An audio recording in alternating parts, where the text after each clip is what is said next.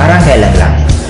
Nagsimula ako, halos walang maniwala sa akin kasi motor lang yung dala ko. And lahat ng kaibigan ko pinagtatawanan ako kasi wala pang networking company na meron taga Bicol na kumita. Pero after 4 years, sobrang grabe ng blessing na binigay sa akin. 4 years, 4 na sasakyan. First car ko is Honda Civic, second car ko is Montero Sport, third car ko is sobrang guwapo ng sasakyan kasi 2-door siya ng Accord na kung nanonood ka ng Fast and the Furious, halos magkamukha yung sasakyan na yun. Pang fourth car ko, normally halos ito yung nagiging ultimate goal eh. Fourth car ko is Hummer. Na ang kagandahan dito, may maliban lang kasi since ang taas ng gas consumption ng Hummer, binigyan pa ako ng in-global ng bonus na profit sharing na worth 600,000. 350,000 para daw pang gas ko sa Hummer ko. And ang pinaka naging blessing sa akin this year, kasi binigay pa sa akin ng AIM, yung isa sa pinaka-pangarap ko, yung makakita mismo ko at makahawak ng snow. Nakapunta kami for 12 days sa United States, all expense paid, ni piso wala akong ginastos. Ang ginawa lang namin doon, walang iba kundi kumain, mag-shopping, mamasyal, sobrang sarap ng buhay. And ang nagiging blessing sa akin ngayon, hindi lang ako yung kumihita. Kasi within this year alone, 10 sa taga Bicol ang nagkaroon ng first car nila. And I already created more than 30 millionaires under me. Ang isa sa pinaka-nasarapan ko sa AIM Global, kung ako tatanungin mo bakit AIM Global ang kinakareer ko, kasi ang dami kong choice kung ano yung pwede kong gawin na opportunity or pwede kong anong gawin na ibang bagay.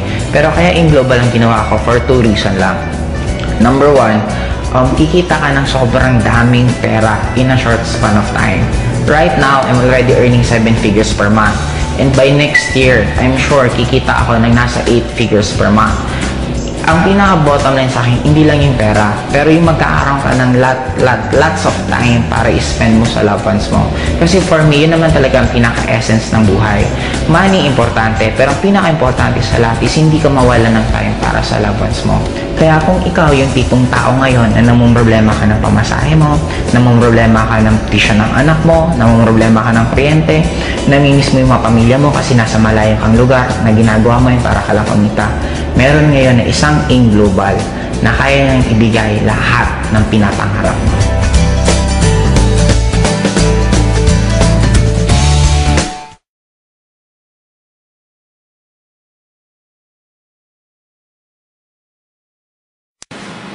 Yun. After mag-member, ang una-una mong gawin dapat, umattend ka ng mga seminars. At least 1 week series ng seminars. Attendan mo siya everyday. Huwag ka muna mag-invite. Bakit? Kasi ang nagiging failure ng maraming networker on their first few days. Kasi ang ginagawa ng iba, after mag-join, nagre-recruit. Ang dilemma kasi pag nag-recruit ka automatic, what if may mga tanong na hindi mo kayang sagutin? And especially, ang dami kasi sa atin na ang concept ng networking is negative. Ang nagiging dilemma, kaya maraming ibang nag-quit on their first few days, kasi ang nangyayari nga, nag-recruit.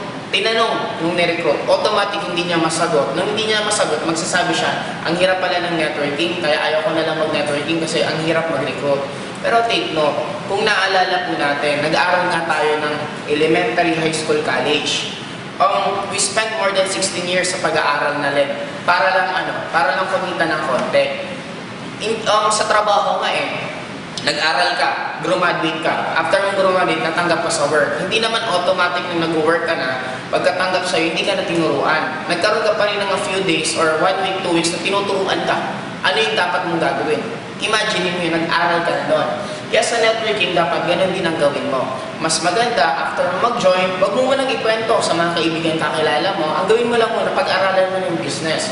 The moment medyo marunong ka na, that's the time na pwede mo nang ikwento sa kanila. Or pag hindi mo talaga kayang pigilan ng sarili mo, kung meron kang ibang iimbitahan, mas maganda, wag ka munang mag-explain. Huwag yung sabihin networking, huwag sabihin may bayad. Automatic invite mo lang sila, tapos mag-assist ka na lang sa apply mo na para pwede kang maturuan kung ano dapat gagawin. Or pwede yung apply mo na mismo ang sasagot.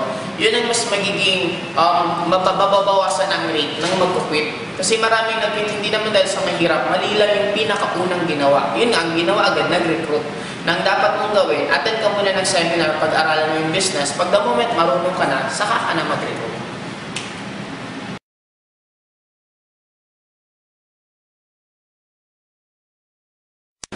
Kung gusto mong kumita ng malaki dito, I suggest huwag ka mag-single head. Bakit? Ang laki ng perang pwedeng maiwala sa'yo pagdating ng oras. Bakit? Ito na example.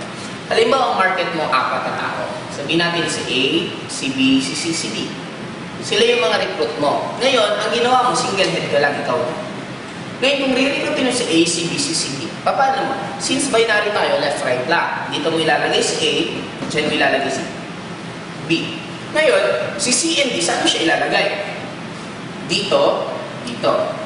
Ngayon, magkano ang kikitain mo? 4 na 500. Kikita kang 500 pesos dito, additional 500, kikita ka ulit ng 500, and additional 500. In short, direct referral pa lang, kumita ka na ng 2,000 pesos. Ngayon, since pipiring ka, 1,500, 1,500, pipiring ka ng 1,500, pipiring ka ng 1,500, magkano kikitain mo? Automatic, kumita ka na 5,500 pesos sa 4 mong recruit. Pero imagine yung pag 3 headers ka. Sabihin natin, ikaw to.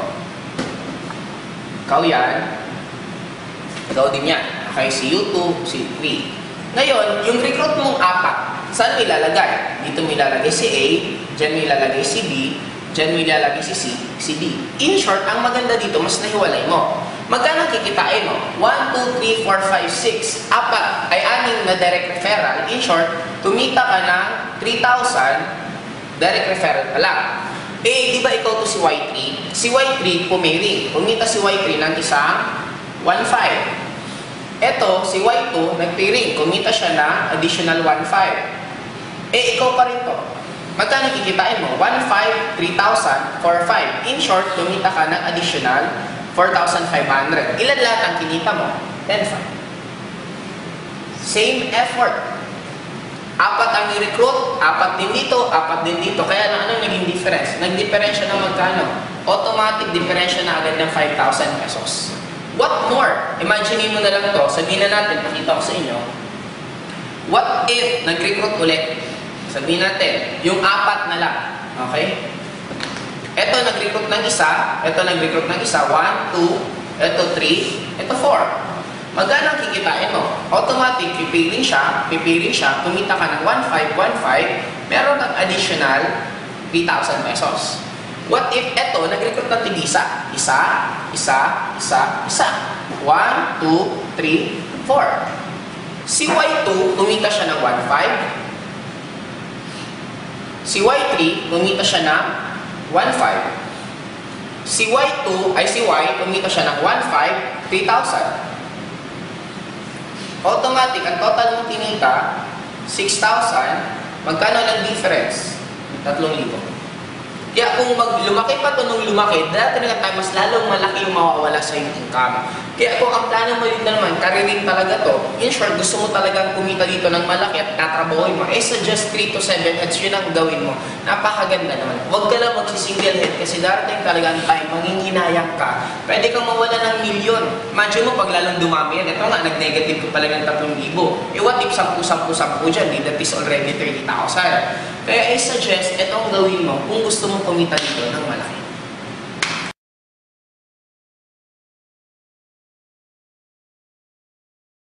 Maraming nagtatanong sa akin kung talagang ano yung mga sikreto. Especially ko, ano yung sikreto ko? Bakit ako yung top 1? Bakit malaking kinikita ko? Bakit napaka-successful ko? Actually, ang sikreto ko lang isa lang. Masipag lang ako. Masipag akong trumabaho. Araw-araw ang ginagawa kong mundo pa rin is networking. Hindi pa rin ako nagpapahinga. Paminsan nga ako, naalala ko, nasa US na ako. Nasa US ako, kachat ko yung mga downline ko, minomonitor ko yung team building nila. Just imagine mo, nasa US na ako, nagbabakasyon ako, pero nagtatrabaho pa rin ako. Akala ng iba, meron kaming ganito. Ano to? Magic words para yung kausap namin sumali. Parang pag meron kaming ginagawa na pag lahat ng kausapin namin sumasali, actually, it's not true. Bakit? Hanggang ngayon, sa laki ng result ko, nare-reject pa rin ako. Nai-Indian ako, meron pa rin hindi sumasali at hindi naniniwala sa akin. Guys, ito na lang. Lahat tayo, kaya nga tayo nag-networking company kasi gusto natin leverage. Gusto natin mas mapadali yung pagyaman natin. Gusto natin magawa ng maganda at mabilis. Ngayon, kung meron akong magic word na ginagawa, hindi nyo na ako makikita mag-OPP.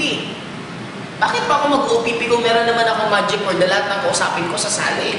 Hindi nyo na makita mag-training sa downline. In short, ang gagawin ko na lang isa lang, ituturo ko yung magic ko sa inyo para lahat kayo yumaman din. In short, pag yumaman kayo, lalo din lalaki ang kita ko. Kaya nga lang, wala nga ganito.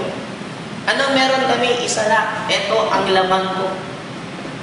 Maraming tao, maraming distributor, sila tulog na, ako gising pa. Imagine mo ngayon, alas 2 na ng umaga. Anong ginagawa namin? Nag-iisip pa kami, paano namin lalong mapalaki yung grupo namin.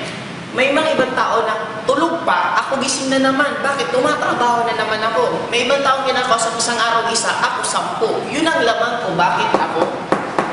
Kaya kung gusto mo maging top earner dapat, kung 10 kinakausap ko isang araw, dapat ikaw 15 o 20. Kung gusto mo akong habulin, kung gusto mo lang pantay ang kinikita ko, kung 10 ang kausap ko isang araw, dapat ikaw 10 din. Kasi ang nagiging dilemma ng iba, gusto mo mahabol sa amin.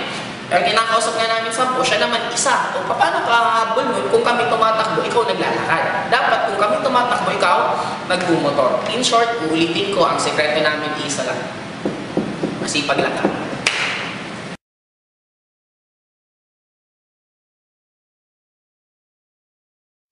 Okay. Actually, ang daming reason bakit nag-fail sa networking.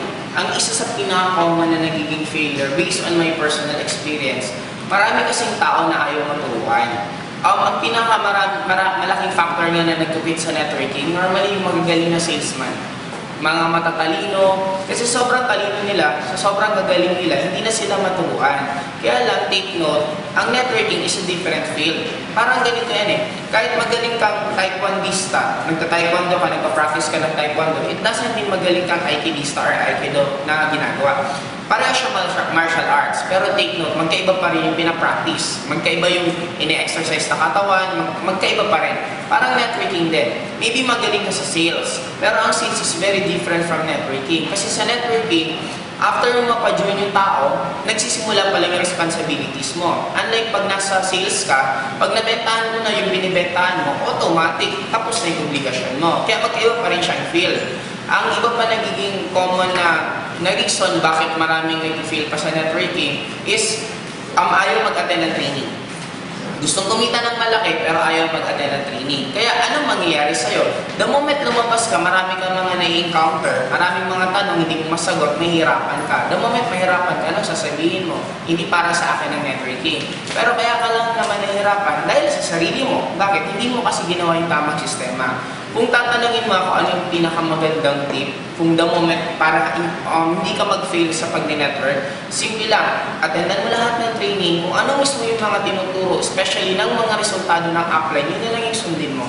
Kasi ang iba, sumusunod pa sa iba or gumagawa pa sila ng sariling way, hindi naman siya bad. Kaya lang, habang hindi yung dinadaanan yung tinatawag na learning period, pag hindi ka nag-sustain doon, ang tinitingnan mo lang lagi kasi kita, yung income agad ang tinitingnan mo, automatic, hindi ka talaga dito tatagal. Kasi kagaya sa akin, 1 year and 1 month ko on my first networking company, ang kinita ko lang is 20,000. Pero hindi ko tinignan yung 20,000 kinita ko eh. Ang tinignan ko, yung naging changes sa personality ko. Lumaki yung pangarap ko. Dati ang pangarap ko lang, ang bababa. Biglang lumaki ng sobrang ng networking na ako. Yung control ko sa emotion ko, dati mainitin ang ulo ko, pero dahil sa mga training, humaba yung pasensya ko. Doon pa lang na-appreciate ko na malaki yung nagiging changes sa akin. Hanggang tumuloy-tuloy, the moment na bago ko yung personality ko, doon na ako sumunod-sunod na income, yun ang nangyari. Alam mo?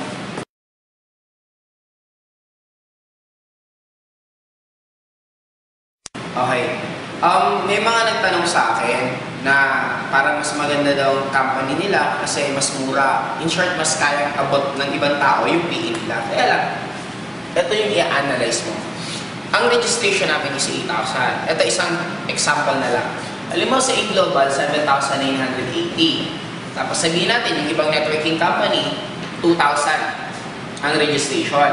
Kung pareho silang binary, normally, kung ang Global, ang direct referral bonus nila is 500 pesos, eto, hindi rin nila syempre kaya maging 500. Malamang, sabihin na lang natin, ang direct referral nila, sabihin natin, halimbawa na lang 200 pesos. Okay? Ang pairing ng Global, sabihin na ang pairing nila, 1,500. Sa kanila, sabihin mo na lang, ang pairing din nila, gawin na lang natin ng 500. Okay, in the long run, kung i-analyze mo, pag nag-network ka na, kung ikaw to, at ito yung ginagawa mong company, ito yung tinatrabaho mo, ang pamasahe mo, 7 pesos din. Ang pamasahe dito, 7 pesos din. Ang load niya, piso. Ang load dito, piso. Pareho din yung magiging expenses nyo. At take note, yung pag-i-explain mo sa 2,000 at pag-i-explain mo sa 7,880, pareho lang. Mag-explain ko sa 2,000, may mga ibang tao na after pinag-resentan, hindi pa rin sumali. May mga naman na sumasali.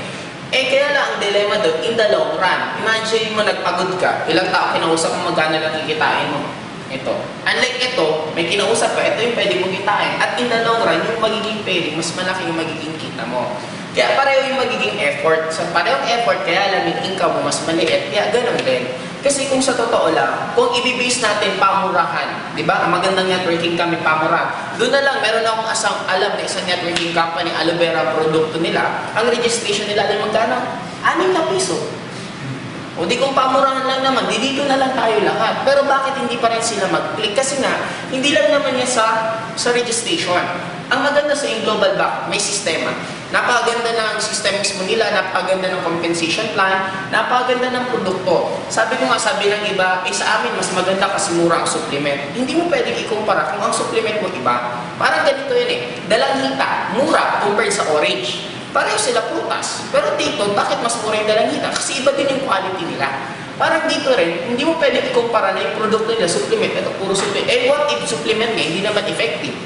Sa Global, napakaganda ng produkto. Hindi simple. Hindi talagang simple lang nag-manufacture ng company, ng food supplement. Kundi isa talagang big time. Kaya kung i-analyze mo, parang ito na lang. Simple lang. Bakit kasi sali dito? Ganito nga kamura. Wala naman ako dyan. At least dito sa 780, nandito ako. Iba, maliban sa nandito ako, at dahil pang ibang magagaling ng mga networker mismo na nandito, na wala doon. Kaya in short, ang titingnan natin, hindi lang dahil sa presyo. Tingnan mo rin yung magiging kasama mo, yung magiging may-ari, yung ambience ng opisina, lahat. Ang dami pang factor na i-analyze kung bakit ganito ang registration ng Global. Okay, Docs?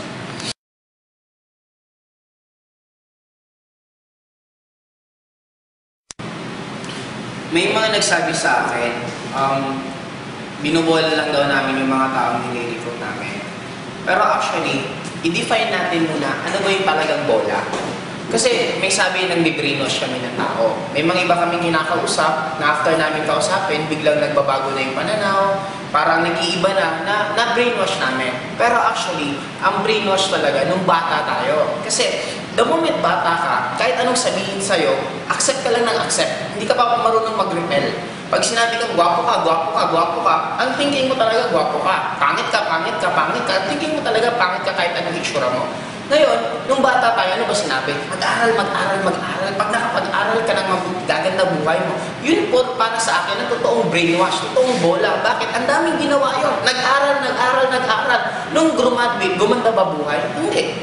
Pero imagine mo kami, habang pinipresentan ka namin at na-open yung mind mo, hindi ka namin nabobola. Bakit? Nasa adult ka na. Kung nasa adult ka ng pag-iisip, kahit sabihin ko, bentang kita ng bato, sasabihin ko, bato to ni Darna pag ininom mo, o magiging Darna ka. Siyempre, hindi ka maniniwala. Bakit? Alam mo kalokohan yun.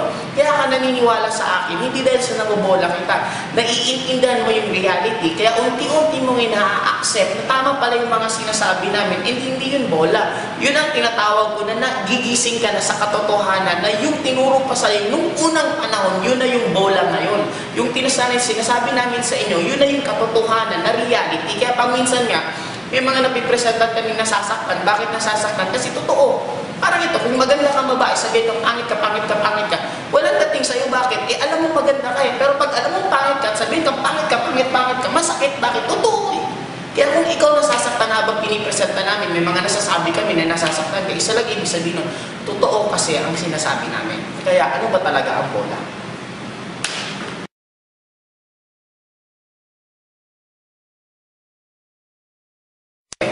Ang Global, kaya siya, pag sinabi kasi networking or katulad ng Global, naano siya as pyramid dahil sa structure. Kasi bakit? Kung i-analyze mo sa binary na income ng Global, ikaw to, nag-recruit ka ng dalawa. Okay? Yung dalawa mo, nag-recruit din ng tigda-dalawa. Kaya siya natawag na pyramiding. Bakit? Ang structure niya is pyramid. Pero kung i-analyze mo, lahat naman ng organization is pyramiding. Bakit? Sabihin mo na lang, imagine mo na lang to sa armed Armed Forces of the Philippines. This is the general, this is the colonel, this is the major. In short, pyramid din siya. School, principal, teacher, students.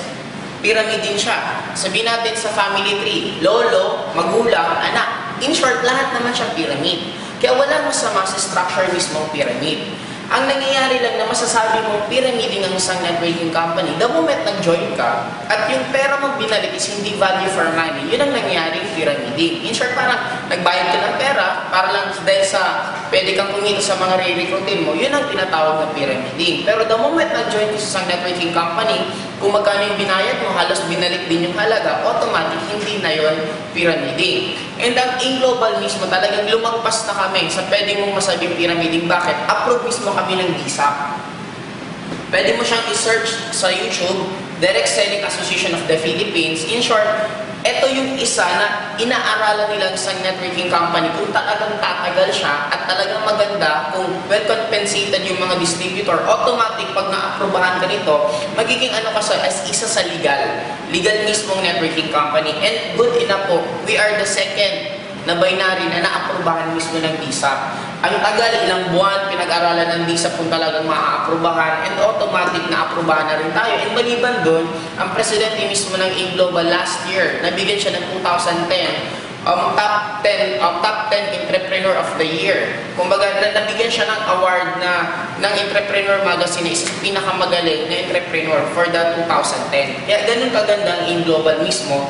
Maliban sa aprobado ka na ng DSAP, yung may-ari pa mismo talagang isa sa, kumbaga may mga nag-a-approve na mismo na talaga nagpapatunay na maganda yung networking company. Hindi lang sila ang nag-claim. Kumbaga parang sa showbiz, iba may pag naging best actor ka, best actress ka, kasi iba na mismo yung nag-a-award sa'yo. Sa in-global, marami ng mismo ng mga iba't ibang organization na nagpapatunay na maganda talaga ang in-global. Kaya kung sasali ka sa amin, huwag ka nang mag-isip kung pira, kasi hindi kami pyramiding, napaka-legit ng in-global for the past 5 years, talagang napakaganda. And actually, isa pa sa top 20,000 top taxpayer corporation ang in-global.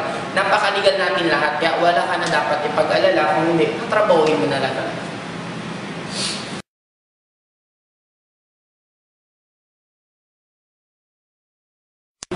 Hindi lahat ng tao sasali sa networking. Bakit? Iba-ibang hilig natin.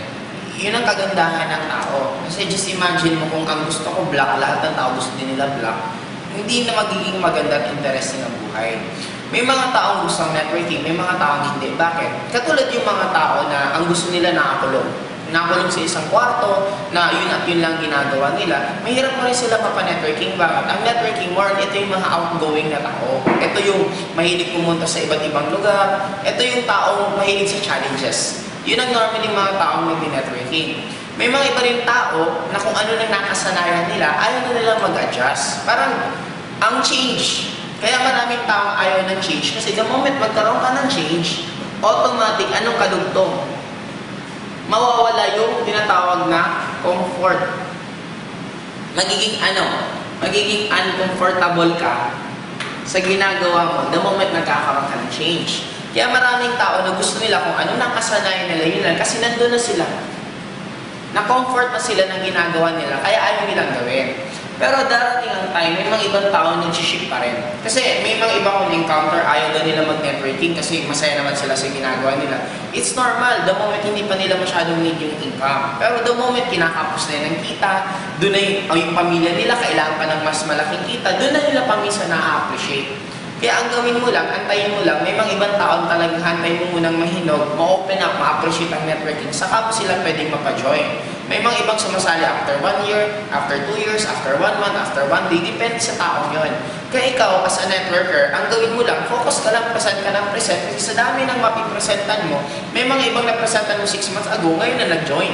In short, ang gagawin mo lang, tuloy-tuloy ka lang mag-present para yung mga disilido na hinog na, kumbaga sa prutas, parang hinog na sila, at least pag napresentan mo, automatic sasali na rin. Kaya pag huwag ka lang mag-focus sa matatagal pa, kumbaga huwag ka mag-focus sa hilaw, mag-focus ka lang sa hinog.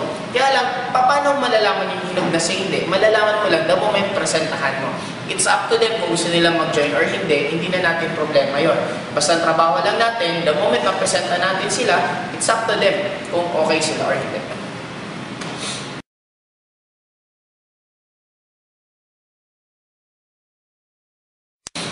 Maraming nagtanong sa akin, bakit daw kailangan namin ipagyabang sa sasakyan, kailangan ikwento na meron kaming kotse, bakit kailangan gawin yun? Actually, sabi ko nga ulit, kaya lang tayo nangyayari na parang dumadating na yabang yung habang kinakwento namin. Kasi nga, ang tingin nyo ulit sa networking is iba. Parang ulitin ko, drawing ko lang. Ito ulit yung business, ito yung networking. Sa business, pag sila yung nagyabang na ang business namin maganda, kasi maganda yung upuan namin, maganda yung pwesto namin, masarap yung food na sineserve namin, hindi yabang tawag doon. Pero sa amin kasi, ang pinaka-asset namin is sarili namin. Kumbaga, paano namin mapuprove na magandang networking kung walang nakikitang result sa amin? Hindi naman pwede namin bilhin ang lupa, dala-dala namin yung titulo, yun ang pinapangyabang namin. Unlike kung dala namin sa sakyan, automatic, pagdala, makikita talaga na totoo yung business at kumikita. Parang dito, sabi ng iba, mayabang kami kasi niyayabang namin yung sasakyan, yung income namin. Di ba dito, naaalala niyo, may mga magulang na pagka-graduate ng anak, yung diploma sinasabit sa living room. Bakit nila sinasabit yun? Para ipagyabang na yung anak nila graduate. Kumbaga, para sa amin, yung achievement. May mga ibang magulang, yung medal ng anak talagang dinidisplay pa. Sa amin, ang achievement naman namin, yung sasakyan. Hindi naman namin pwedeng sasakyan isabit sa living room para patunayan na nandun. Diba? Kaya ang ginagawa lang namin, pareho lang naman, nagyayabang din to, nagyayabang din kami. Kaya lang, huwag nyo kaming isabihin na kami lang kasi pareho sila ginagawa nila. Traditional business, paano mo sasabihin maganda yung negosyo mo? Katulad sa bar, sa gimikan, ano yung pagyayabang nila, yung sounds nila, yung lights nila. Sa amin naman, yung nakikita talaga mismo. Kaya in a way, pareho lang, gumagawa din sila ng ganon. Kaya actually, hindi siya yabang. Nagkataon lang kung sa business side, yun ang magiging parang asset namin para lalong bumum ang negosyo namin. Kaya binibida lang namin kung ano din meron kami, na katulad din ang ginagawa nitong dalawang to.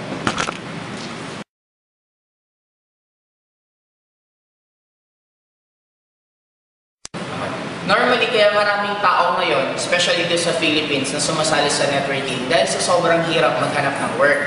Kasi ang networking, it's a very good business. Bakit? Magtaas ang economy, magbumaba ang economy, automatic captured ng market. Bakit? Ang nangyari ngayon sa Philippines, maraming unemployed. Ibig sabihin, maraming graduate na walang work. Normally, hindi naman lahat kayang capable magtayo ng traditional business. Kaya din maraming tao na involved right now sa networking. Bakit? Una, napakaliit lang ng kapital. Maliban sa maliit na kapital, kahit wala kang experience, kahit may experience ka, marunong ka o hindi, okay lang. Bakit? Ito yung isang negosyo ng pinakakapital mo lang dito, una pangarap mo. Pag meron ka napakalaking pangarap at kaya mong maturuan, in short, meron kang good learning attitude na willing ka magpaturo sa mga uplines mo, sa mga mentors mo kung paano ka tuturuan, pwede kang kumita. Ang good thing kasi dito, kung i-compare ko lang sa employment, for you to get your dreams, normally it will take you more than 40 years. Bakit? Pag empleyado ka, nakakuha lang sila normally ng milyon after nilang after nilang mag-retire. Ngayon, at age of 20 to 25 years old, automatic, dapat meron ng stable job. Yun ang normally ginagawa. Dapat ganitong edad, meron ka ng stable na trabaho. After dito, malalaman mo lang or makakuha ka ng milyon after 40 years. Bakit? Dito ka magkakaroon ng retirement benefit. Kaya lang, ilang taon ka na, 60 to 65 years old, doon ka lang makakuha ng how much? Mga 2 million, 3 million. Ang dilemma naman sa ganito, paano mo pa mai-enjoy yung pera mo kung normally at that age, saka ka lang makakuha ng milyon? The good thing about networking, ito 40 years plan sa empleyado. Sa networking, may tinatawag kaming 4-year plan. Anong ibig sabihin ng 4-year plan? Sa 4 na taon, nagagawin mo ng tama ng sistema ang pag-networking, kaya mo, dalawa lang ang pwede mong mangyari. Ano yun? Number 1, pwede kang maging mayaman or napakayaman. Katulad sa akin, na-involve ako sa networking at age of 20. After 20, mga 24 to 25 ko, dun ko na nakuha halos lahat ko. And until now, I'm already 28, pero sobrang laki ng kinikita ko na halos normally it will take lifetimes isang tao siguro or another nakakailang reincarnation sila bago nila pwedeng kitain yung kinikita ko. Ang kagandahan sa akin, sa 4 years lang na halos hirap, pagod, sipag na ginawa ko and automatic lahat nakuha ko because of sa networking.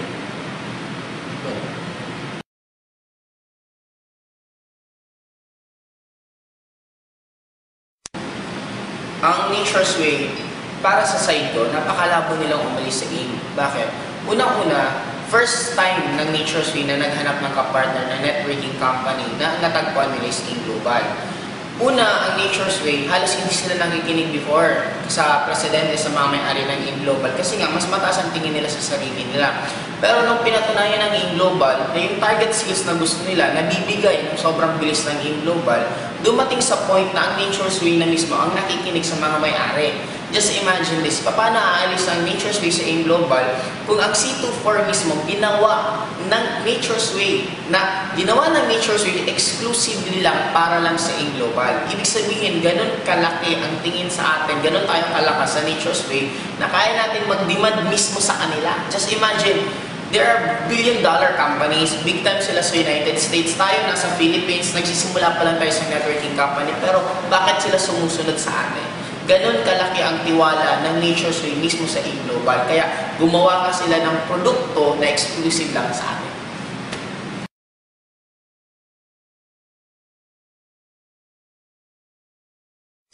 Saturation is only a myth in networking. Actually, hindi siya totoo eh. Kasi bakit?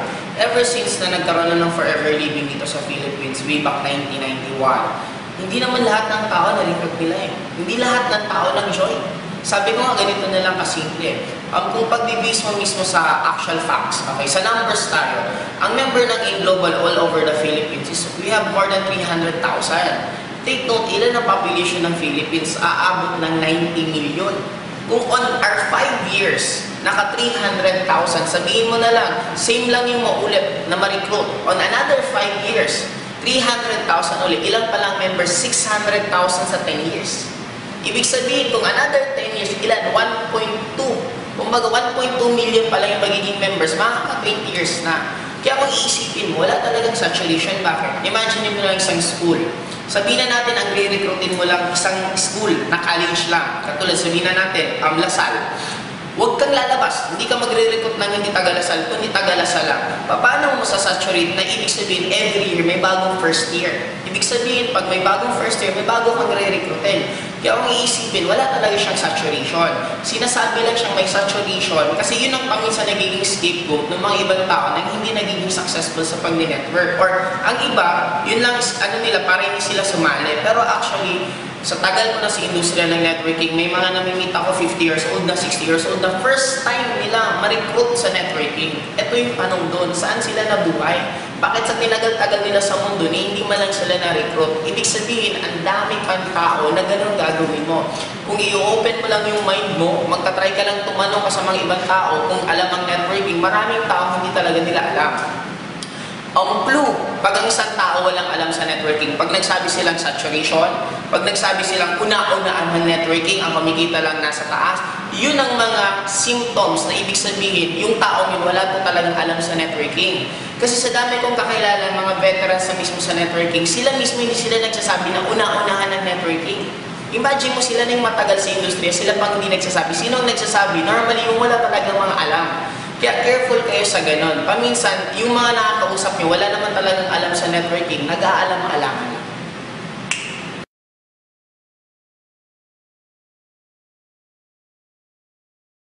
Okay. Ang AIM Global for the past 5 years, lahat ng dagok na pwedeng mangyari sa isang networking company, nadaanan ng AIM Global. Una, 4 ang may-ari ng AIM, umalis yung isa. Nung umalis yung isa, maraming nag-predict na magsasara ng AIM. Nung nawala, lalong lumakas. Sumunod, meron isang top distributor na lumipat ng ibang company, pero ang AIM Global lalong lumakas. Kaya ang siguro pinaka pwedeng maging cause na lang, yung mga may-ari, pag magkaroon sila ng sariling mga conflict nila, tapos magtayo. Kaya lang, ito yung logic doon. Kung magkakaroon sila ng conflict at maghiwa-hiwalay sila, dalawang choice nila. Pwede sila magtayo ng networking company or pwede sila maging distributor ulit. Pero imagine mo, dati ka nang may-ari, magiging distributor ka ba ulit? No. Siyempre, magiging option mo, magtayo ng networking company. Ngayon, bakit ka magtatayo ng isang networking company kung meron nang nakatayo na napakaganda na nangyayari? Take note, hindi lahat ng networking company umaabot sa stage ng AIM Global. Pansinin mo, ilan ang nagre-retain na networking company sa utak mo? Kukunti lang. Pero alam mo ba ng networking company sa Philippines, more than 300 to 500 networking companies? Kaya lang bakit kukunti? Kasi konti nga lang umaabot sa level ng inabot ngayon ng AIM Global. Ang good thing sa mga may-ari, kasi ang may-ari ngayon, pag binigyan mo sila ng wall, nilagyan mo ng harang sa dadaanan nila, dalawa lang gagawin nila. Kung hindi nila papasagin yung wall, aakyatin nila para malagpasan nila yung obstacle na yun. In short, dumating na sila sa stage na magkaroon na ng mga minor conflict. It's very normal sa isang relationship ng isang mga grupo. Kaya lang kagandahan sa kanila, they will not sacrifice yung buong company dahil sa minor nila mga nangyaring conflict. Kaya, na-prove na ng AIM Global for the past 5 years, ang dami ng dilemma pinagdaanan, ang dami ng bagyo na nalagpasan. Kaya I think wala nang ibang magiging reason pa para ang AIM Global hindi tumagal at hindi tumuloy-tuloy sa goal ng AIM Global na umabot naman ng 10 years.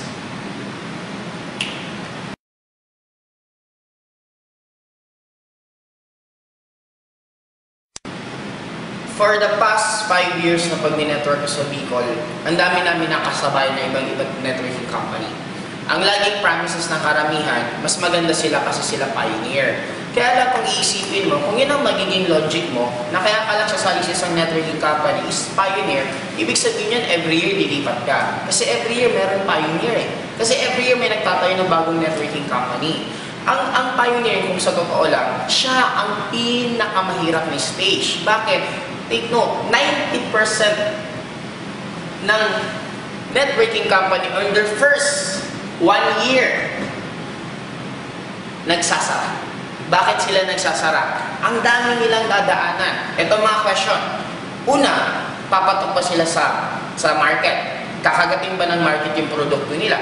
Second, may mga sasali ba sa kanila?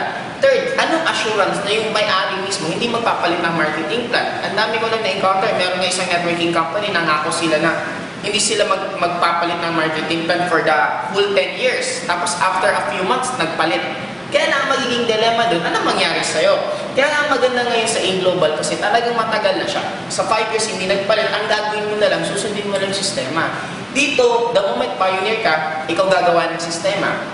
Ang dami pang competitor. Ang question dun, kung kakayanin mo yung competition, kung hindi mo kakayanin dun, pwede kang Kaya maraming networking company sa unang taon nila, unang buwan lang, ang daming tao. After a few months, nawawala na pa isa-isa hanggang bilang magsasara. Kaya kung ako sa'yo, doon ka na lang sa stable. Ang kagandahan sa AIM Global, may sistema na ganyan. Huwag mo lang isipin na ikaw na una kasi take note, kahit mauna ka, hindi mo na marirecruit lahat eh. Hindi naman the moment na una ka, pag nirecruit mo yung ibang tao, sasali na sa'yo kasi nauna. Hindi naman ganun ang networking eh. Kasi ang iba nag-join sa networking, it's not dahil sa pioneer, nag-join ang iba dahil sa product. Kaya kung maganda ang product mo, automatic may chance na pwede kang tumagal. Kaya lang, what if hindi mangyari yung ganun?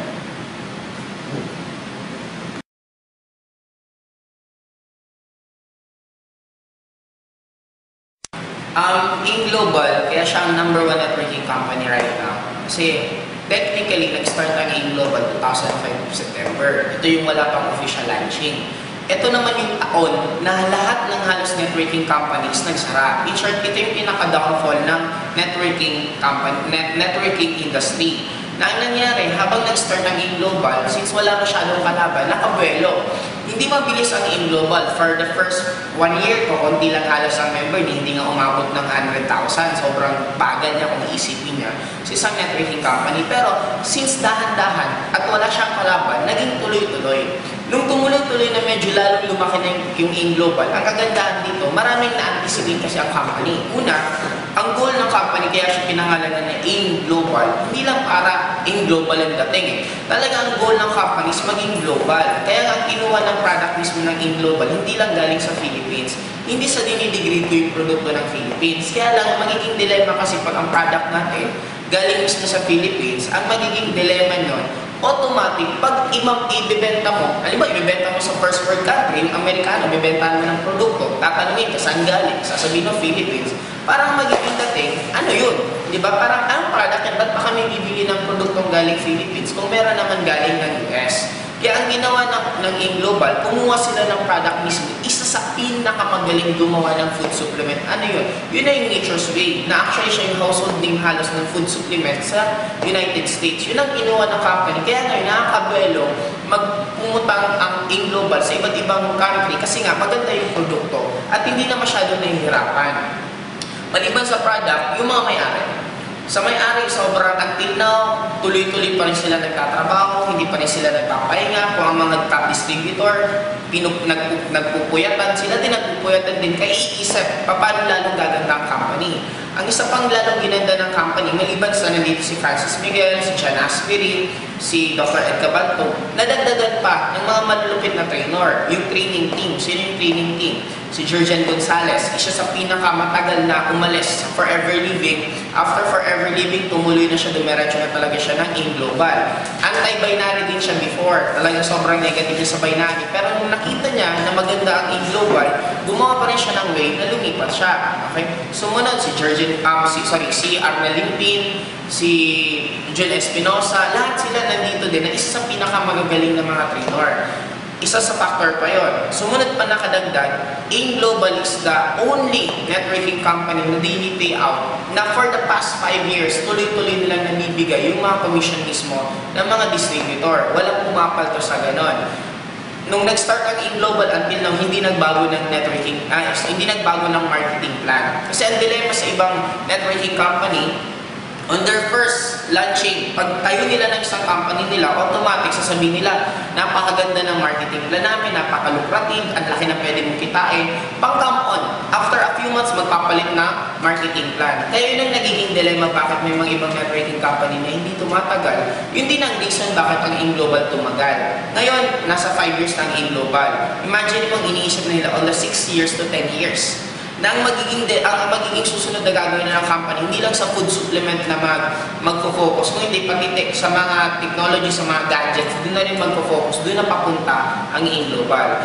AIM Global kaya naging number 1 kasi sa innovation.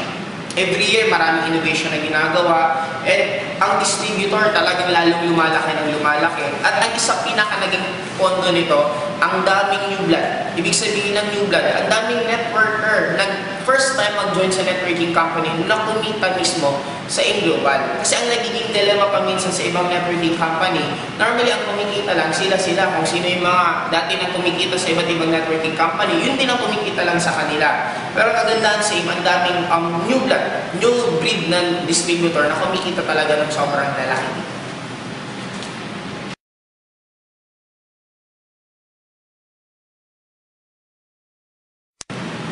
Bata pa lang ako gusto kong yumaman. Isa lang rason ko. Hindi kasi pantay pag mayaman ka at mahirap ka dito sa Pilipinas. Habang yumayaman ka, lalong gumaganda buhay mo. Habang yumayaman ka, lalong nagiging libre sa'yo lahat. Bakit? Ang perfect example ko, halimbawa mayaman ka, nakipag-fiesta ka. Ito yung nangyayari. Pag pumunta ka sa fiestahan, iba yung ipapakain sa'yo. Normally, pag alam na may kikifiesta ka sa isang yung may-ari mismo ng bahay na yon, ang ipapakain sa yung pinaka-special na mga putahe. Normally, iba yung papakain sa mga ordinaryong bisita at sa'yo. Ang gagamitin mong plato, yung mga platong tago-tago nila na talagang napaka-importante sa kanya yung platong yun ang ilalabas para gamitin mo, yung kubyertos, ganun din. Papauwi ka sa pinakamagandang pwesto sa bahay nila. Ganun ka-unfair. Habang kumakain ka ng marami, lalong natutuwa sa'yo yung pinuntahan mo pag mayaman ka. Pero pag mahirap ka, habang kumakain ka ng marami, lalong sumasama ang tingin sa'yo nung pinuntahan mo. Ganun ka-unfair. Parang sa akin, sa nangyari sa akin, imagine mo, pag mayaman ka, manghirap ka ng kotse, papahiramin ka. Pero pag manghirap ka ng kotse sa kaibigan mo, hindi ka papahiramin. Ganun ka-unfair. Pag ako gumigimik, normally lahat halos libre na. Bakit? Pag pupunta ako sa punchline, tatawagan ko lang yung friend ng stand-up comedian, sasabihin ko pupunta ako, sasabihin niyo yung front desk, pag pumunta kami doon, libre na lahat ng kasama ko. Pero pag mahirap ka, magbabayad ka talaga ng entrance. Pag gumigimik ako, ipapark ko lang yung hammer ko sa harapan ng gimikan. Pagpasok ko tuloy-tuloy, walang sita-sita, asikasuin ka pang mabuti ng mga bouncer, parang mamasayin ka pa, babantayan ka pa na parang hindi pwedeng lumapit sa ibang tao. Ganun kasarap. And imagine mo, hindi na ako sinisingil ng entrance. Ilang beses na akong may na-violate na traffic rules. Ang gagandahan lang, pag hammer dala-dala mo, hindi ka talaga uhulihin. Bakit? Kahit mismo yung enforcer, nag-aalangan. Gumimik ako one time sa Metro Walk, alas 8 ako ng umaga umuwi. Hindi ko alam coding na pala ako that time. Dalawa kami magkasunod. Ako, tapos yung isa, Lancer EX, ang dala-dala niya. Pagdaan ko, yung dalawang enforcer, tuwang-tuwa kasi nakakita ng hammer. Sabi nila, wow, hammer, ang ganda. Pag diretso ko, yung nasa likod ko, pareho kami coding. Yung Lancer EX, pinatabi, hinuli. Imaginein mo, ganun ka-unfair. Ang ganda na ng sasakyan mo, may pera ka na, hindi ka pa hinuhuli. Nag-serving kami. Imagine mo, pag-serving namin, sinita kami nung enforcer. Alam mo, sabi, sir, pasensya na, kaya ko lang kayo sinita kasi nag-serving po kayo. Marami po kasing nakakita. Pero kunwari lang po ito, papalagpasin ko rin po kayo, hindi ko kukunin yung lisensya nyo para wala lang pong masabing ibang tao.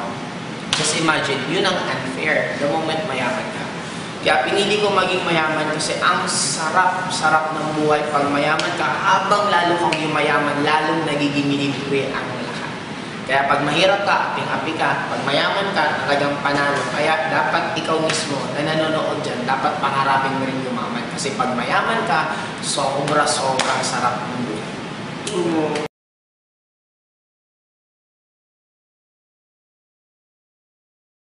Sa trend already right now. Why? Number one, kung i-analyze mo sa tatlong source ng income, ang networking ang pinakamura. Bakit? Sa employment, para maging empleyado, anong capital mo? Education. Magkano ang capital mo sa education? Imagine mo lang yung tuition fee mo from elementary, high school, college. Sabihin na lang natin 500,000.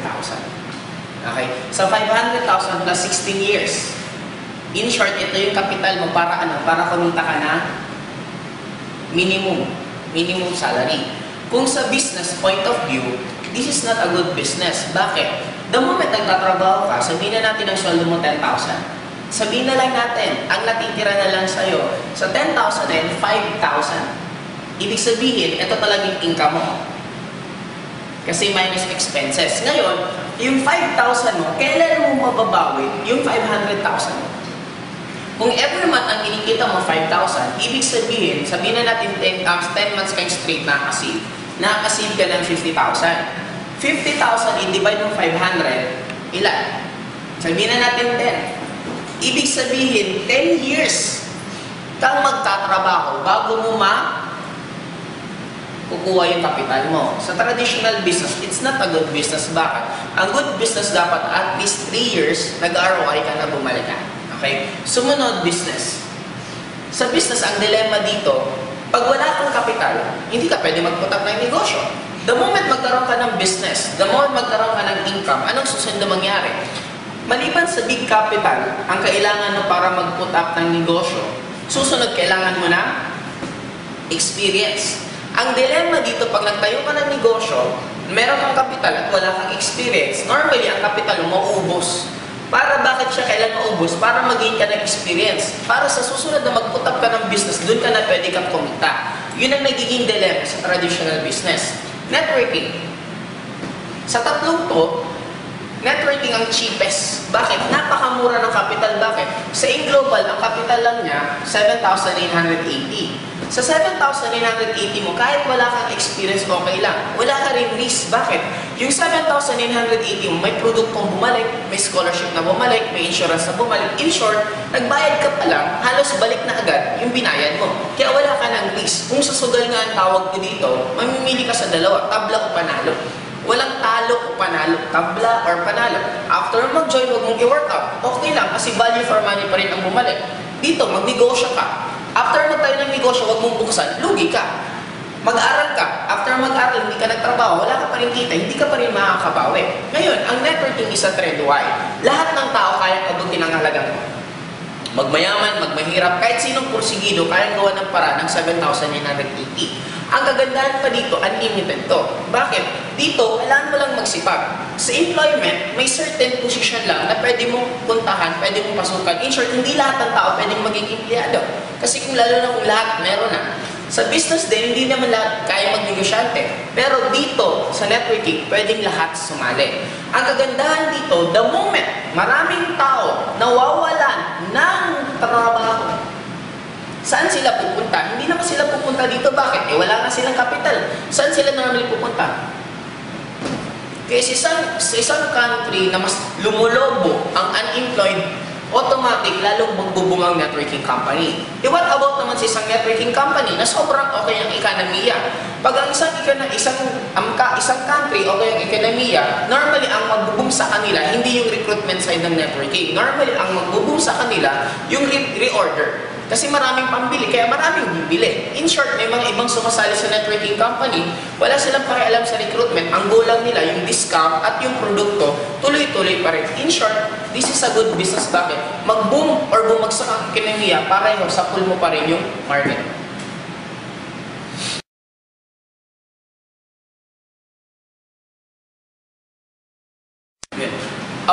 Nagkakataon lang kasi na hindi kasi natin nakikita ang networking company is still a business.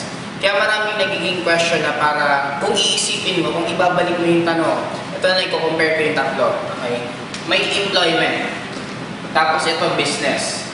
Yung networking, ang tingin nila parang alien, na parang ang tingin nila, hindi siya part dito sa dalawang to. Ang networking, sabihin na natin nilagay dito. Kaya may mga question na nandito, pero kung actually yung ilalagay mo dito, ganun din sa kanila. Tanong ng iba, bakit ang networking company may mga nagsasara na kumpanya? Bakit dito? Lahat ba nang nagtayo ng establishment, nagbukas? Di ba meron din mga establishment na nagsara? Ibig sabihin, nalugi, na mismanage, for any reasons. Dito din, hindi naman lahat na nag-aaral, graduate. May nag-take ng engineering on their first year, the following year, nag-shift ng course. May iba naman na nag-aaral na for 5 years ng engineering, nung nag-take ng board, hindi nakapasa. In short, nagkataon lang, inilalayo lang natin dito, pero kung isipin mo yung scenario, pareho lang. Networking, sasabihin mo sa akin, bakit may nagsasara? Meron din naman na networking company tumatagal. May mga alam ako foreign companies na umabot na ng 20 years, 30 years, na until now they're still existing. Kung sa Philippines naman, sasabihin mo, bakit may mga binary na 3 years lang ang inaabot? Oo, noon yun, noong 1990s. Kasi hindi mo rin ma-blame na ang networking period before sa Philippines is nasa infant stage. Ibig sabihin, pag nasa infant stage, ngayon pa lang mismo, pinag-aaralan din paano tatagal yung company, paano gaganda. Kasi makikita mo ang evolution ng binary sa Philippines. Ang first binary is power homes. Ang power homes, 1-1, isa sa left, isa sa right, kaya alam wala siyang product. Kaya hindi siya tumagal kasi nga, purely recruitment lang talaga halos ang nangyari. Sumunod, nag-evolve. Ginawa nila ng produkto. Ano yun? Gold Quest. Ang Gold Quest naman, nagkaroon sila ng product, kaya lang, 5 sa left, 5 sa right. Pag meron lang mabiti na isa, 5, 4, hindi ka nakikita. Sumunod, nag-evolve. Anong sumunod? Apparel. Ano naman yung networking company na nag-evolve? First quadrant. First quadrant, sabi nila, mas maganda daw ang apparels kasi everyday pwede mong gagamitin. Unlike mag-supplement, pwede mong makalimutan mag-supplement ka. Pero kung magpapantalon ka, magsasapatos ka, hindi mo pwede makalimutan siya. Another evolution yan. Kaya lang ang naging dilemma nga, kailan ka ba bibili ulit ng damit? Kailan ko ulit bibili ng pantalon, ng sapatos? Kaya, in short, matagal yung reorder. Kaya dumating sa point na ang binary, mapapansin mo ngayon, bumalik ulit sa mga food supplement. Bakit? Ang food supplement maganda kasi meron siyang reorder. Second, nagkakapag-create ng royalty. Kaya kung papansinin mo, katulad ng AIM Global, before ang sinasabi nila, ang binary daw 3 years lang.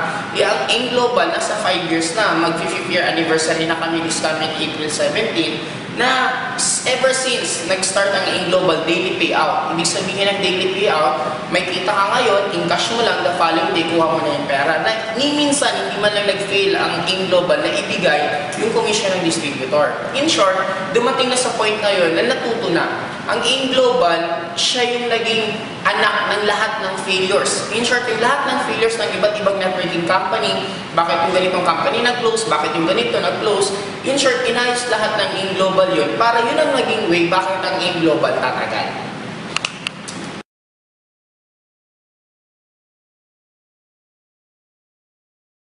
Kung kayo ay nabibili na kayo mas malapit, mas madali na po kayo. Ang ano ko lang, hindi na ako tumigil. Tapos yung lahat ng tinuturo sa training, sinusunod ko lang. Sabi, attend ka lahat. Pag sinabing may training, pag sinabing may season, attend na ako ng attend. Hanggang unti-unti, lumalaki yung grupo ko. Una, isang van, galing Bicol to Manila. Sumunod, nagiging 2 van. Sumunod na event, isang bus. Ngayon, nasa 20 bus kami. Galing Bicol to Manila. Kaya, kung taga saan man kayo, imagine mo nilang gaano din kami kalaki. Pero bakit namin nagagawa? Ibig sabihin, kaya nyo rin. Wala namang ginagawa magic. Sipag lang. Kumausap ng tao. Yung ayaw, okay lang. Yung gusto, Well, sino ba may tanong? well, 120 tickets times 100. Ay, alam nyo, bibigyan lang ng ganito ha. Sabihin nyo, ito lang sabihin ko sa inyo. Sa tagal ko na sa Global, bibihira ko lang makagilap sa sobrang busy nito. Kaya, Buti na nasa loob mo. Kukuha lang ko ako ng steerer. Tanong. Sige po, sino may tanong? samantalahin. Parang hindi ka excited makakita ng isang ako. Excited. Kaya na-amis. Motivation nila. Ano naging motivation po ninyo? Bakit tinuloy-tuloy ninyo? In fact, yung time na yun talagang nagbabagsakan ng networking or negative lahat sa networking at that time, 2005. Matigas kasi ulo ko. Gusto ko laging improve ang tao na mali kayo. Parang ganun. Masyadong negative ang networking. Kaya lang nakita ko maganda kasi. Sabi ko, papatunayan ko sa lugar namin na maganda ang networking. Yun ang naging motivation ko na ngayon nangyari. Na pag sinabing networking sa Bicol, ibang-iba na. Tapos, ang daming networking company ngayon sa Bicol na halos hindi nyo naririnig sa Metro Manila. Pero sa amin, kumbaga yun ang puntahan na yun. For me, it is a positive, but yun ang goal ko eh. Ang goal ko, ma-accept ang networking sa lugar namin. Eh ngayon, parang okay nang usapan na ginagawa mo, nagde-networking ako, anong kumpanya mo? Para pag sinabing AIM Global, lahat na sila, oh wow, ang ganda pala ng kumpanya mo. Parang yun ang tingin. May mga iba din nag-start, ang mga goal ng ibang nag-start, sila yung sumunod na AIM Global. Or sila yung sumunod na Joseph Lim. Pero ibang company sila. Pero imagine yung gano'n na nangyari, na na-open, na doon nag-start. Kung gusto ko lang i-prove, sa maliit lang na, kaya huwag niyong, sabi dati di ba, madalas natin pag isang pagtawanan ng isang pangarap ng isang tao pag sobrang taas. Huwag niyong pagtawanan kasi malay mo, kung ikaw tingin hindi mo kayang gawin, malay mo siya kaya naman. Kaya paminsan may downline ka na mas malaki yung pangarap sa'yo. Sang-ayunan mo kasi hindi mo alam na malay mo nandun ikaw. Dati sabi ko, tatlo lang po kami. May isang ano doon parang Astro doon. Parang doon ginagawa yung mga concert. Sabi ko, darating ang time, magkakaroon tayo na CCEL dito mismo sa ano na. True enough, last year, November 4 nangyari. Nagkaroon kami ng mid-year. Di ba nagkaroon ng sariling mid-year ang Bicol? Nasa 3,000 attendees. Just imagine, meron Bohol na mid-year, meron Cebu, meron Davao. Except na sa Metro Manila. Yung tatlo, combination ng lahat ng mga members ng AIM Global. Ibig sabihin lahat ng lines. Yung Bicol, downline ko lang. Ang sa Bohol, nasa 2,000. Ang Cebu, mga almost 1,500. Ang Davao, ang Cebu mga 2,000 din. Ang Davao mga 1,500. Imagine mo, tinalo ko pa yung gabi. Kumaga, doon lang magsisimula sa pangarap. Taasan mo na pangarap mo after nun. Trabahuin mo lang. Ang pinaka-importante naman, i-enjoy mo lang ginagawa mo. Kasi pag i-enjoy mo ginagawa, hindi ka mawawala. Kumbaga ako pag nagka-travel from Bicol to Manila, imbis mag-complain ako na mag-complain, nai-enjoy ako sa scenery nakikita ko. Sa mga tinitigilan, nai-enjoy ako, naranasan ko yung hilaw yung kanin, pero ang mamahal. Di ba kasi pag ordinary bus at titigilan yung mga walang kwentang kainan, tapos ang mamahal pa, nakaranas pa ako, iihi ka na lang 10 piso, tapos ang baho-baho nung. Mga ganun, kaya lang, in-enjoy ko. Naranasan ko makipag-unahan sa, di ba, ang ordinary bus kasi walang sistema, basta unahan lang. Nag-aantay na kami, may isang park pa lang yung bus, tumakbo na siya, hinarangan niya yung daanan, yung pinto, tumayo siya, hindi kayo mapasok. Ginawa ko, inakit ko naman yung bintana.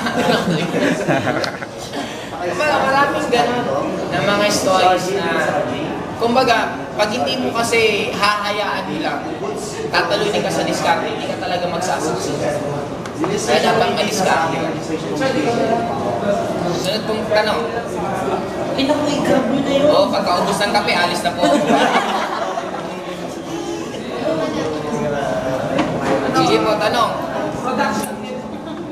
Wala yung tatanong na kasi tatanong. Nag-lockdown na lahat, nakabase na lahat. Ito na lang. Share nyo na lang sa amin yung magaganda, bakit kayo Bakit ako naging milyonaryo? Tinakot ko sarili ko anong buhay pag nahirap ako. parang tinignan ko both sides. Pag gusto mo magkakotse, pag hindi mo nakuha yung kotse, ano mangyari sa'yo? Magkakotse. Pag gusto mo maging mayaman, ano mangyari sa'yo pag hindi ka yumaman? Ay, in short, nakita ko yung magiging buhay ko pag nag-fail ako. Kaya hindi ako nagkaroon ng reason bakit ako kailangan mag-fail. Kumbaga, tinapag ko ng sobrang sarili. Ngayon, marami akong ginipang. Hindi na po ako nanonood at time ng TV. Matulog ako, as in talagang mga 3 hours, 4 hours na lang everyday. Ginawa ko mundo networking na. Birthday ko, hindi po ako nag-celebrate, nag-OPP ako. Family gatherings, wala ako, nag-OPP ako. Everyday. Yun ang ginawa ko. 2 years, nasagad-sagad halos. After 2 years, sobrang sarap na. Ilang years na ang 5 years. 3 years na po ako nag-i-enjoy sa 2 years na pinaghirapan. Ano yun? Kagigising ko lang po kaninang mga 4. Inumaga ako uminom kanina sa Metro Walk, natapos kami alas 8. Gaano kasarap ang buhay? Ang pinoproblema ko ngayon, may pending pa ako nasa 100 na including. Hindi ko ma-include sa dami. Sabi ko, may mga ibang slot na ako na hindi ko na pinapansin kasi sasakit ang ulo ko pag iniisip ko yung flash out eh. Kaya iniisip ko na lang yung mga ibago kong line. Ngayon, ang kagandahan mo sa buhay pag mayaman ka, lahat halos po lalong nagiging Anong ibig sabihin ko? Pag gumigimik ako sa punchline, gusto ko mag-comedy bar, tatawagan ko lang si Garay. Garay, pupunta ako dyan. Sige, sabihan ko yung ilan kayo. Libre na po kami sa entrance. Sa mga gimikan sa bar, pag daladala ko yung hammer, pinapark ko lang sa harapan ng bar, pag baba ko, hindi ako pinapapayad ng entrance. Ganun kasarap pag mayaman ka. Pag wala kang pera, lalo kang isinin. Kanina may sinunod. And it's very true. Para makalik tayo, konting ano lang, fiesta. Ang mayaman, pag inimbitan sa fiesta, habang kumakain ng marami yung mayaman, natutuwa yung pinuntahan niya. Tama? Pero pag mahirap ka at kumakain ka ng marami, masama na ang tingin sa'yo lang. Tama, di ba? Ganun ka unfair. Mayaman ka, ang ipapakain sa'yo yung mga special na pagkain. Ang gagamitin mong plato, gagamitin mong kutsara at tinidor, yung tago-tago nilang halos hindi nila ginagamit, ilalabas nila yun para mo lang gamitin. Pero pag mahirap ka, kung ano-ano, ganun ka unfair. Sa Hammer, gumimik ako nung isang araw, Metro Cocktail. Alas 8 ng umaga ako umuwi. Hindi ko alam, coding na pala ako. Pagdaan ng Hammer, yung dalawang enforcer nandito, tuwang-tuwa pa sila. Uy, Hammer! Yung nasa likod ko, isa din ng Millionaires Club, si Louie Gascon, ang dala-dala niya lang sa EX. Nasa 1.3 million din halaga doon. Nasa likod ko siya. Pareho kami coding. Ako hindi inuli, siya inuli. Ganon. Kanina, galing ako airport. May sinundo kami, serving. Ang ganda ng serving namin sa may expressway, di ba yung packet ng Cubao? Ang daming sinerving ng driver ko. Pag-serving, sinisita sana siya ng isang enforcer, nilagpasan niya, inarangan siya ng isa. Tapos pagharap, hindi binaba. Sabi ko, Bossing, nagmamadali lang. Ganun pa tono ko. Nagmamadali lang kasi kami. Alam mo sabi, Sir, pasensya na po. Sinita ko lang kayo kasi nakakaya naman po. At daming nakakita. Baka sabihin din namin kayo ito. After that, sige sir. Parang hinihil lang kami para kumakas. Pinalagpas pa rin kami. Ganun po unfair ako.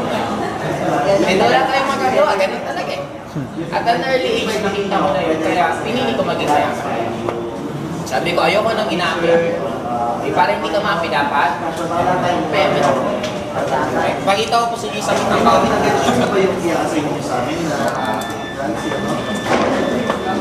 Pwede po kayong lamapit kung gusto nyo.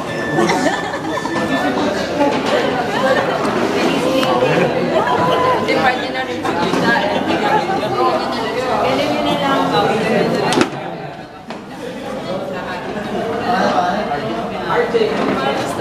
Sasabihin ko na lang sa isa para marinig yun.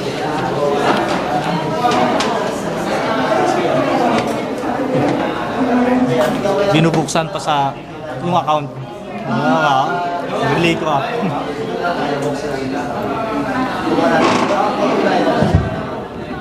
Ito. Ikaw na papasabihin ka. February 2, magkano? Sige ko ate. February February 2. 55. Lakas na para marinig nila. Ano ako, pre? 55,500. Okay, February 2, 55,500. February 6, magkano? 37,500. After 4 days, may dumagdag din na 37,000. Benta mo pa na. Sumunod, February 15. 69,000. Sarado. After 14 days, may dumagdag po. Hindi. After 9 days. Tama ba? Hindi. Oh, tama. 9, 4, tama. After 9 days po, may dumagdag na 69. 69,000. Sumunod, March 3, 2011 March to 3, magkano? 260,611. Ang dumagdag po, 260. Ang March 3 po to, naging cash ako ng 260,000. Anong date po ngayon? March 15. Ito po, available balance ko ngayon.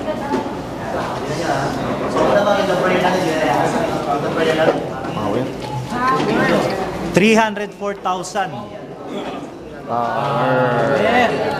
Isang account lang. Meron po akong 20 account.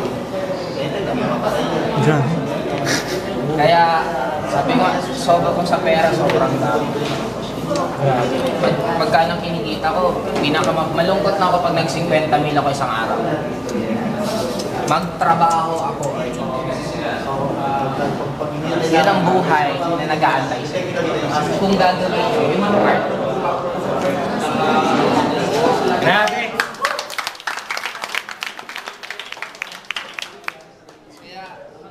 Kaya ako ginawa yung part kasi alam ko ito yung importante. Actually, parang ganito na lang eh. Ang mahal-mahal na ng gasolina. Lahat nagtitipira na. Ako Hammer pa ginagamit ko. Eh magkano ang gastos ng Hammer? From Pasay going to SM North, mga 1.5 one way. High octane po siya. Normally, pinakamahal na gas ang ginagamit ko sa Hammer. Tapos, 4 kilometers per liter. Ano? Mahal ba yun? Parang di na mahal dahil nasa in-global ka na. Pero sir, paano ka, di ba? Sorry. Kakasabay lang tayo. Kakasabay lang po kami. Mas inggit pa nga ako dati sa kanila eh. Kaya lang, yun. Ginawa ko lang yung part ko. Actually, ako na mapa-open dito. Makibalik sa aim. Kasi nag-uusap kayo sa Friendster. Tapos iba na yung nangyari sa akin. Na-inspire siya muna. And imagine mo, nakabawi pa rin siya. Mapakit sa side nyo. Habo lang po kayo. Gawin nyo lang yung ginawa namin.